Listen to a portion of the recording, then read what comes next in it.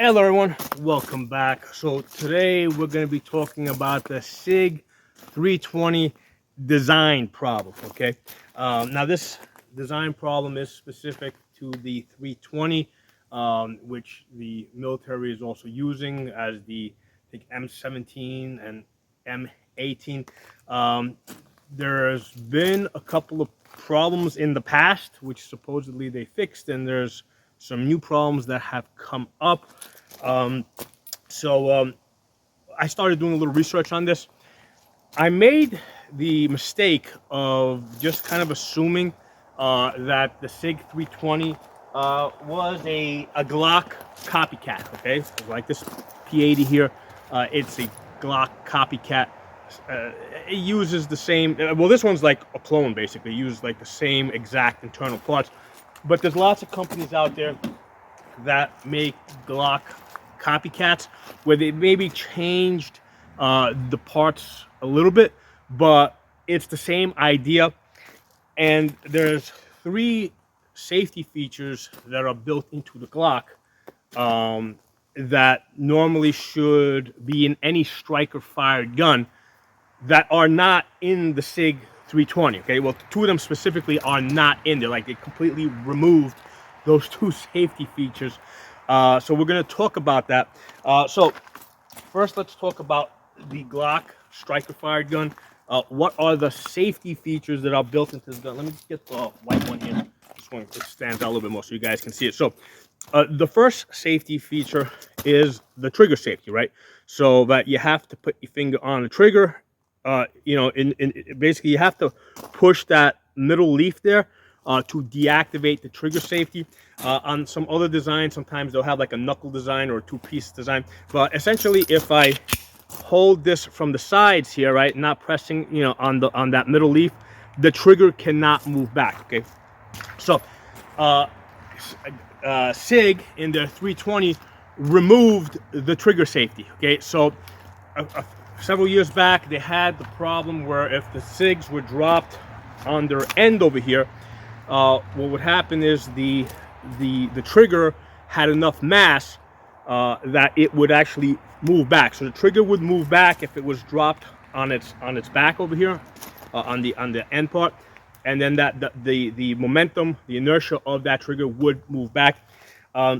They would have never had that problem if they had a trigger safety built in the gun. Now, the way they decided to address this is they put a lighter trigger in there so that it would have less mass. So if it was dropped on its end like this, it wouldn't move back. So to me, that's a fail. Okay, a striker fired gun should have a trigger safety. Okay, so that's the first safety that's kind of built into that a striker fired gun should have, that Sig did not put in their Sig 320. Now, the second safety feature, right, is that when you rack the slide, okay, basically the striker, right, is half cocked, and when I push, that creep or that travel of the trigger, that completes the cocking action. Okay, so your Glocks and most of your Glock clones, when you rack the slide, you are half cocking the gun, so that when you press the trigger, you're completing the cocking action. Okay, you're completing that cocking action. So Sig in their 320 decided that, hey, when you rack the slide, you're going to be fully cocked. Okay, so that striker is all the way back, as if though I had picked up the slack on this Glock. Okay, so what that means is, because the gun is now fully cocked, if that firing pin is released, it has enough energy to go forward and hit the primer with enough power to set it off. Okay, whereas with a gun like this Glock that's like half cocked, if it were to release and hit the primer, it should not have enough energy to set off the primer. Okay, so that's the second safety mechanism that should be part of a striker fired gun that Sig removed. Okay, so first they removed the trigger safety, And the reason is they put this like nice curved trigger, and I'm guessing that they were going for like the competition shooter, ergonomics, you know, comfortable gun. And I'll be the first to say that Sig guns are very comfortable. They got very comfortable grips. They got very comfortable triggers. But that's like the last thing that I'm really concerning myself with. Okay, I mean, it's a factor, but it is the last thing on my list of things that's important. So they put in this competition trigger that has the cute little curve. They didn't want to put the leaf in there or knuckle trigger, so they removed that safety feature. And then they made it so that the gun fully cocks, so that you don't have this travel, right, which gives you that crisp competition level break, right? So again, catering to that group of people, right? Or to the, I could remember, especially for the in the military context, they're not doing competition shooting. But you know, the mindset here is that, hey, what works really good in competition should also work really good in a in the combat type of scenario. At least that's what their thinking was. Whether that's true or not is another story, but that's what they're thinking. So they removed those two safety features in favor of comfort and basically having a crisp, short, crisp trigger break. Okay? And the third safety feature, which they kept, but they did a really shitty job with, is the firing pin block. Okay? So on the Glock, right, you've got this firing pin block here, right, where basically when you press the trigger, right, when you press the trigger here, right, you see the shark fin over there? That shark fin comes back, right? Put my finger here so you can see. So that shark, as you press trigger, that shark fin comes back. Okay, right there, you see it? Okay, so as that comes back, what that does is, get behind the camera so it makes it in focus. That shark fin comes back and it pushes on that little guy right there. And as it pushes on that, that allows the firing pin to come forward, right? So if I don't push on it and I push forward on the firing pin lug back here, you can see how it will not come forward. But if I push down on it, it comes forward. So with the Glock design, what they did is the firing pin block is completely separate from the firing pin. On the Sig 320, they kind of incorporated the two into one. Okay, so the firing pin block is part of the firing pin. Okay, so it's a really complicated, not complicated, but it's a more advanced, it's a more complicated design than the Glock design. I mean, Glock is, I mean, you can't say it's not simple. It's got the least number of parts of any handgun, basically. So it's a much simpler design. So what they did is they made the firing pin block part of the firing pin, and this, because there's a spring in here for that firing pin block. It's a coil spring, right, that compresses. The spring on the 320 that I saw is very similar to the spring that you'll find on the slide catch, right? So this is like what I would call like a pretty flimsy spring. It doesn't need to be, you know, the spring that pushes down on that slide catch. You know what? It's a cheap part. I've actually, you know, it did break on my factory Glock 17 somewhere around 75,000 rounds. You know, it's up to about 95,000 rounds, but somewhere around 75,000 rounds, that thin spring did break, and it broke as part of because what happened is the trigger spring broke on that, and as part of me taking the gun apart to fix the trigger spring, when I took out the slide catch, that spring also broke. So so here's the thing: if that spring is not working, all right, your firing pin block is not going to work on your Sig 320. So it's a very thin part. Given that they removed the other two safety mechanisms, right? They removed the trigger safety, and they removed the fact that this has to travel back, right? right? You see how this has to travel, right, in order to fully cock the gun. So given that they removed two of the safety features that are normally found on a striker-fired gun, you would think that they would invest a little bit more into having a firing pin block that was more robust and reliable. Okay, but it seems that they went for for something that was weaker. Okay, definitely looking at the spring, it looks like a weaker spring. Now, this is not to say that on a Glock you can't. It's not possible to have a failure, right? Of any one of these safeties. I've seen, and this is on builds that I have made myself because these are all aftermarket parts.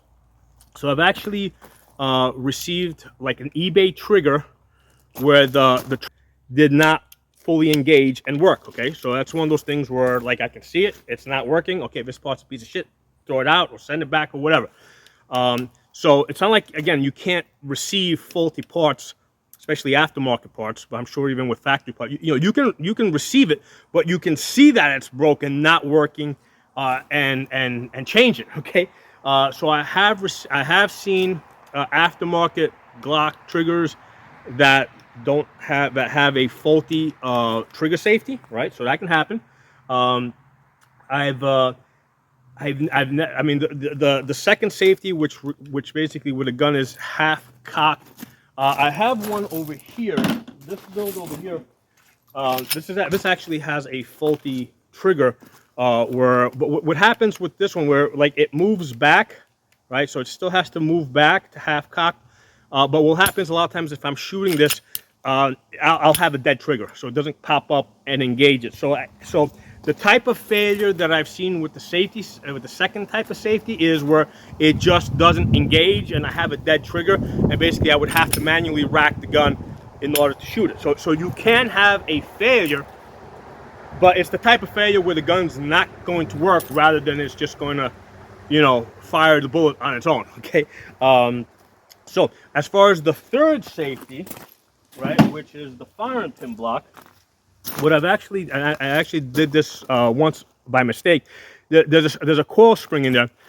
When you're installing that coil spring, if you put it in sideways, right, what will happen is it rubs up against the firing pin, okay, and what will happen is your firing pin will get stuck in the forward position. Okay, so what will happen is now the gun's going to slam fire. When you fire that first round, the slide's going to come back, it's going to go forward, and it's going to automatically fire 2 or 3 rounds or dump the whole magazine. Okay, so I've seen that type of a problem with that. Again, that's because of an installation error that I made. Okay, but that's something that, like, when you test fire the gun, you're going to see immediately, right? Because you're not going to carry a gun that you haven't test fired. So when you go to test fire the gun, you're going to see, okay, this thing's, doing multi-round bursts. There's a problem with this, okay? And the problem is usually going to be that either that spring, the firing pin block spring has been put in sideways. The other thing that I have seen is I've actually received an aftermarket firing pin block that was out of spec, and it was a little bit too wide, and that was also rubbing up against the firing pin, and keeping it stuck in the forward position or in the back position.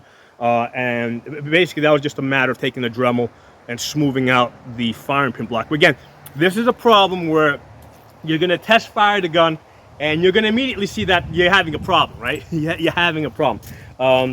So there's 3 safeties here that are normally put into a striker fired gun. And again, Glock was kind of like the inventor of the striker fired gun, right? I don't know if that's 100% true or not, but as far as the popular common striker fired guns, Glock was it. But with Glock, we've got these 3 safety features, and what's happening is, like, there's kind of some redundancy there, right? Where if one fails, you got the other, Well, what Sig did is they removed 2 of them, right? They got rid of the trigger safety, and they got rid of the gun being half cocked when you rack it, so it is fully cocked, so that if it drops, if that firing pin is released, it's got enough energy to set off the round. Okay, so now the Sig 320, at least the military version, put this thing back together. At least the military version does have a thumb safety on it. Okay, so the idea there is, does the Sig 320 thumb safety make up for the fact that there's these other features that are missing? Okay? So my first thought is that with the, so that thumb safety is kind of like a 1911 style thumb safety. Okay, so the first issue is with the 1911. Okay, the thumb safety here is actually blocks the sear. Okay, on the Sig 320, the thumb safety blocks the trigger so that the trigger can't move back, but that doesn't prevent the sear from moving. Okay, whereas on a 1911 design, when I flip this thumb safety up, it doesn't just block the trigger, it also blocks the sear from being able to move. And so the thumb safety on the 320, even though it kind of looks like a 1911, it doesn't work the same way. It's not a sear block, it's just a trigger block. Okay, now you might say, hey, how about an AR-15? What does the safety selector do on that? Okay, it actually just blocks the trigger. It does not block the sear. However, there's a different philosophy of use there, right? Normally, right, like let's say my AR-15 is my primary home defense gun. I don't keep the gun loaded with a round in the chamber. Okay, so that's, you know, normally most people, and as far as I know, even the military, when they store the guns, they store those guns unloaded. Okay, so what's happening is, if something's going on and I go to my I go to get my AR-15, I'm pretty much like, you know, I know that something big is going down here. So I'm, you know, basically there's an increased threat level where I'm willing to accept the additional risk of now having a round in that chamber and the safety on, and knowing that it only blocks the trigger. Now, the parts in an AR-15 are a lot bigger, they're a lot more robust, and the military's done tons of drop testing.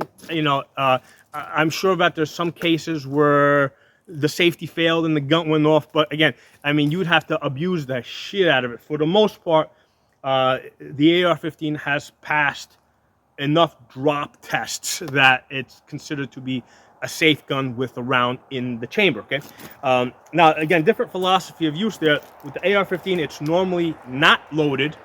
You don't chamber around until you know you're going to use it, right? Or you think you're going to use it, so there's a higher risk type of situation there. And also, it's a longer gun, so you have a better idea of where the gun's pointed. It's in a sling, either pointing down, or if it's on your back, it's pointed up. Okay, as opposed to, let's say, a gun that's like in the holster here.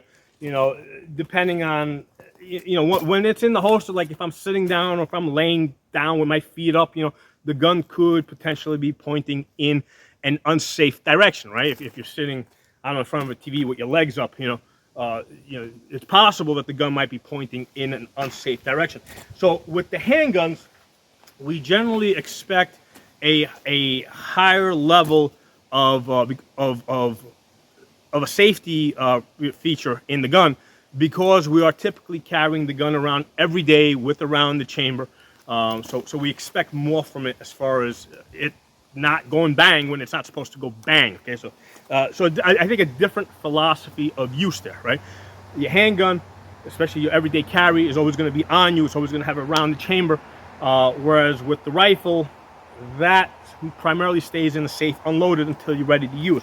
So again, going back to the issue of the thumb safety on the 320, it only blocks the trigger. It does not prevent the sear from releasing, right? So it's not a sear block of any kind. So that thumb safety is not really useful. Now, the other thing is, with these thumb safeties, even on 1911s, there's plenty of times I've seen 1911s in people's holsters with the safety off, okay? Because they either forgot to engage it, or they forgot to they forgot to engage it, or they accidentally hit it and it fell off. Most people that carry 1911s usually have a holster that has a strap that will go along the back here that will prevent the hammer from going forward, so that when they go to pull this out of the holster, they have to disengage a strap that rides the back here that basically blocks the hammer, okay? So even with 1911 thumb safety designs, a lot of 1911 guys, a lot of them at least, don't trust them, okay? So that's why they used a holster with a safety strap, you know, that goes in front of the hammer, okay? So yeah, so on the 1911, the back strap safety here, that only disengages the trigger, but the thumb safety, it disengages the sear, or blocks the sear, however you want to put it. The point there being that that thumb safety is more for looks, okay? And the other thing with the 320 safety is it's actually a lot thinner, a lot smaller. So I can imagine a lot of people not using it, just because if your hands are sweaty, you know, they might slip off of it. People that carry Glocks are used to not having a safety because they have come to rely on the other safety features of the gun. So I can see somebody making an error and saying, hey, if the Glock doesn't need the thumb safety, maybe the Sig 320 doesn't need that thumb safety, and they're just going to choose to not engage it just because of their prior experience with the Glock. I can also see that happening. So again, just putting that out there. But the point is that that thumb safety by itself does not block the sear like the thumb safety does on the 1911. Now, on I have here a Sig, what is this? The SP 2022. Okay. So this has a, oh, got a magazine in there. So this is a single action, double action. Okay. So with this style of a gun, right, with this Sig, the safety feature on this gun is that once I put it around the chamber, I decock the gun, and the first round is double action, and then the subsequent rounds are single action. Okay, so there's no external safety on this. The safety mechanism on this is that you decock the gun. So again, I just wanted to go through different safety features. So the safety here is that the hammer is down. Okay, so with the Sig 320, the firing pin is fully cocked. So what I want to do now is I want to go through some safety checks with you guys. And I watched the video earlier today of a guy that had a Sig 320, and what he did is when you rack the slide, he had a lot of play here, right? Now all these guns are going to have a little bit of play. That one seemed like it had a lot of play. So what he did is he pressed the trigger a little bit. Now, and he pressed the trigger a little bit, right? And then he played the slide a little bit like this, and then just by him doing this with the trigger slightly back, right, just with a tiny little, way less pressure than I got on this, the firing pin would release, okay, with just the slightest bit of pressure. And the gun should not do that, okay? So that was a factor, because remember, when you got the frame and you got the slide here, you got the sear on the bottom, right? So the sear basically, you got the firing pin lug, right? So when you rack that slide, the sear comes back and it pulls back your firing pin lug here. So you have this engagement. So if you're rocking the slide back and forth, you know, it should, you know, basically there's a possibility, if the gun isn't designed right, if it isn't put together right, you know, or even if you have like a quality control defect, that as you play with the slide, you know, the two could separate and you could release. So this is one example that I saw, and the guy was able to repeat this, right, with his 320, where he would rack the slide, put a tiny bit of pressure here, play with the slide like this, and then the firing pin would basically release. Okay, so that's definitely something that if you got a Sig 320, you want to test out. Obviously, without around the chamber, you don't need around the chamber to test this out. But I'm doing this with all my guns, because all these guns here that I built, it's like all of a sudden it's like, wow, I never even thought of that possibility. Because one of the things that I was doing when I was building all these guns over here, I would rack the slide, and then I would take a mallet, and I would basically hit the gun, right, to make sure that it doesn't release, right? So now I'm taking this a step forward where I'm fully picking up the slack, okay, on that trigger, and making sure that that doesn't release until I actually pull it, right? So I've done this with, I mean, this is just a small fraction of the P80s that I have built, but I've already tested all of these, including this one over here. This is one that I know has a problem, right? And again, with this one over here, what will happen is sometimes it won't pick up the like if I like, you know, basically the trigger and the firing pin lug, they just got a bad connection. I'd have to change it both out. But even on this one, if I pick up the slack, right, and I'm hitting this with a hammer, or with a mallet rather, it's not releasing. Okay, so this is still a safe gun. So that's one of the things I want to test. And the other test that I want to do, I've already done it with all these guns, but definitely want to do it with your carry gun, is make sure that your safety plunger is working, right? So basically, when you push forward on this, you want to make sure that that firing pin doesn't come through until you actually push this up, right? Now you see how it's coming through. Now, right, you got to push on this. So make sure that safety plunger on a Sig 320, it's somewhere back here. Because again, it's connected to the on Sig 320, it's connected to the firing pin. On the Glock, it's separate. So you make sure it doesn't come forward until you push it forward, and then when you pull it back, make sure it pops back into position, right? So that it can't go forward again. Okay, so you want to test that out on all your guns, and you know, every time you clean your gun, this is one of those things that you want to test out, right? You want to make sure that that safety plunger is working, especially if you've got a Sig 320, because on your Sig 320, that's the only real safety that you've got, right? That safety pin plunger. And I already talked about how I think that the spring on that safety pin block spring is really kind of crappy. Okay, you got to make sure that the one safety that you have is actually working. Okay, because I don't, for reasons I explained earlier, I don't think you can rely on the thumb safety, because again, it only blocks the trigger, doesn't block the sear, doesn't block the firing pin from moving. Okay, so what are my thoughts on the Sig 320? By the way, I do have a Sig 250. I forgot to bring it out, but I do have a Sig 250, which is a double action only, right? Hammer goes back all the time, and that was the original. Basically, the Sig 320 was based off of this Sig 250. Actually, let me go get the gun real quick. Hold on for a second. Pause, you guys. Okay, guys, so Sig 250. All right, so this is the 250. This is a double action only, right? You can see it's got a hammer there. Every time you fire a gun, it's got a long pull. I really liked this gun when I first tried it. I got this like I think probably about 10 years ago. At the time I got this gun, I didn't fully understand the safety features of the striker fired gun. Okay, I was still fairly new to guns, right?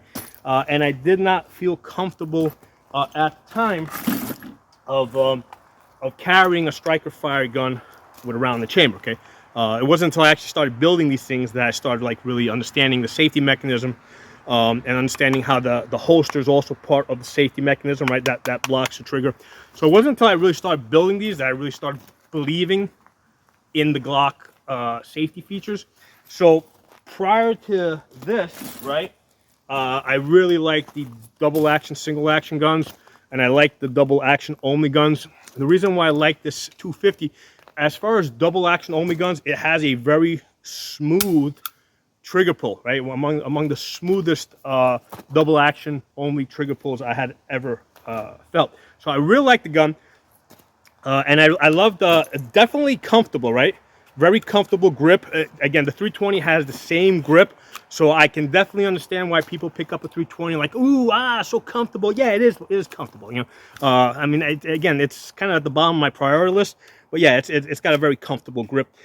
It's got that the trigger is very comfortable. Yes, it is. Again, not that big of a deal to me, but it is a comfortable trigger, right? That curved trigger.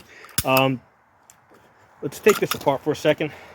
So to take this apart, you lock the slide open, flip this down forward. This is an important feature because when you go to put this back together, you gotta do that in reverse. If you don't do this properly, that can also increase the chance of having a problem. But anyway, the thing I want to show you guys is on the 250 here, and the Sig 320 is going to have the same sign. You can see how the firing pin block is way back over here, right? And that's because it's actually part of the firing pin mechanism. Okay, so it's way back there. So again, this is something that you want to test out to make sure on your 320, and the slide part's going to look very similar on your 320, except that it doesn't have the hole here for the hammer to come through. What you want to make sure is that when you push, where's that firing pin lug?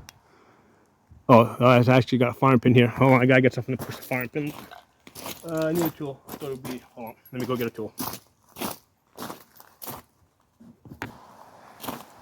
Okay, so I got a little tool here. So yeah, it doesn't have a firing pin lug because it has a hammer that needs to hit the firing pin in the back here. If you have a 320, it's gonna have a lug like the Glock before that hangs down. So what I'm gonna do with this, right, is basically I'm gonna push on the firing pin over here, and I want to make sure it doesn't come through, okay, unless I'm actually pushing that down, and now I push on it, right, and now you can see how it comes through, right, and if I let go, it pulls back again. It doesn't come through unless I push on the firing pin block. Okay, so you want to test that firing pin block to make sure it's actually working. Okay. Now, something worth noting on, and I'm sure it's the case too on the, or it might be the case on 320, I'm not sure. When you rack the slide, dry fire this and open this up, and then look at that safety. A lot of times it is hanging forward, right? Right, like right here. You see how it's hanging forward? That's fine, right? Because that's fine because I just dry fired it. Okay, but if you pull this back and then push it forward, it's not going to go forward. So I just want to point that out because a lot of times people will ask me about that. When they take the gun apart and they look at it, they're like, "Hey, my firing pin is hanging forward. Is that supposed to do that?" Yeah, it's supposed to do that because you just dry fired the gun. Let's put this back together. Okay, so, and let's get this back together. So the 250, the Sig 250. I really like the gun. I like the design. The reason why I don't use it that much is because I find that if you shoot 200 or 300 rounds, that double action trigger pull, it gets really tiring. And then after like 100 rounds, you start missing, your proficiency starts dropping just because your trigger finger starts getting a little bit tired. Okay, so that's the reason why I don't use the 250 double action only. The Glock guns are really the best guns. Okay, they're the cheapest. I think they're still overpriced. I mean, the Palmetto sells their dagger, which is a Glock Gen 3 clone, for about $200, and I think that that's what Glock should be selling them for. And I'm pretty sure that if Glock ever sells guns to the military on contract, they're probably going to sell them to the military for about $150. Okay. So yes, definitely the Glocks are like they're the cheapest, best guns you can get. They could still be cheaper, okay. But anyway, one of the things I want to show you guys with your 320, when you're putting it back together, right? What you want to do is bring this back together, use your slide catch here, right, and then engage this, because I've seen people, or I've heard in videos where a lot of times people will come back, they don't engage the slide lock, and then they try to lock the gun from here, and from what I heard, that can cause engagement problems with the sears. Okay, so that's what you gotta do. You lock the gun open, use the slide lock, and then use the locking mechanism. Okay, so that's one of the things that kind of stood out, because like I said, I've been doing lots of research on this. Kind kind of wanted to give you guys like a summary video of all the stuff I've been able to collect. I do not have a Sig 320. I've shot it many times. The reason why I never got a Sig 320 is because I just got so many of these Glock style guns that it's like, and I built these back in 2021. I was gonna ban the P80s, so I just started cranking these out month after month after month because I'm like, God, you know, those bastards, they're not gonna stop me. So I basically built so many that when the 320 came along, right, when the Army took the 320, it's like, you know what? First of all, they wanted something like $700 for it, and I'm like, that's a really expensive gun. And I shot it, and I'm like, you know what? I don't really think it's that any better than my Glocks, right, or my Glock clones. So that's the reason why I never bought a Sig 320. Wrong one. That one goes. That one goes here.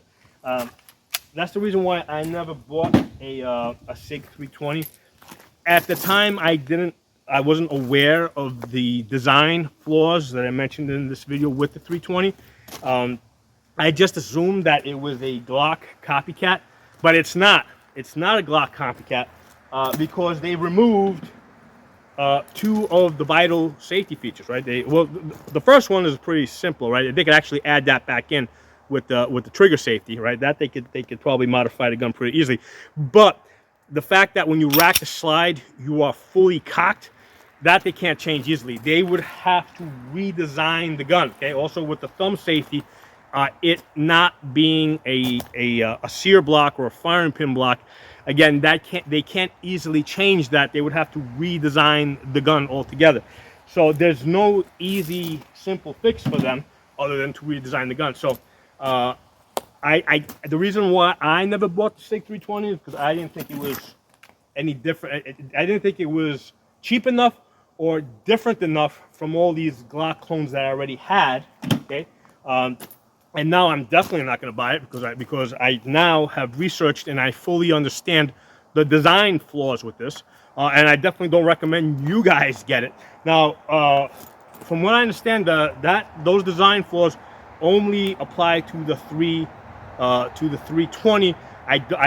From what I've heard, it does not apply to the 365, to the P365, which I've shot a bunch of times. I really like the gun. It's one of those guns that I would have bought, and I'm kind of like planning to buy. The only reason why I haven't bought it yet is because I just got so many of these Glock 43s that I built. It's like, okay, I've got all these safes, and I'm still running out of room to put all these guns in. This is like a tiny fraction of the guns that I have on this table. So again, that's like they would have to, like Sig would have to start selling guns for like $200 each for me to look at it and say, yeah, you know what? It's not any different from these guns, but you know what? It's cheap enough that I'll buy it anyway. Okay, so that's kind of where I am at with guns. Same thing with like AR-15s and rifles. Just like, you know, AR-15s are just like almost perfect guns, like almost, not but almost. So somebody would have to build or redesign a rifle that's both better and cheaper, right? Cheaper than $500 for me to like really get into any other platform other than the AR-15. Right? So that's where I'm at with the Sig 320. Like I wasn't interested in buying it just because of its price. I didn't think it was really any different than other Glock style guns. But now with the design problems, I'm definitely not buying it. Okay, so drop some comments. Let me know what you guys think, and I'll talk to you all soon.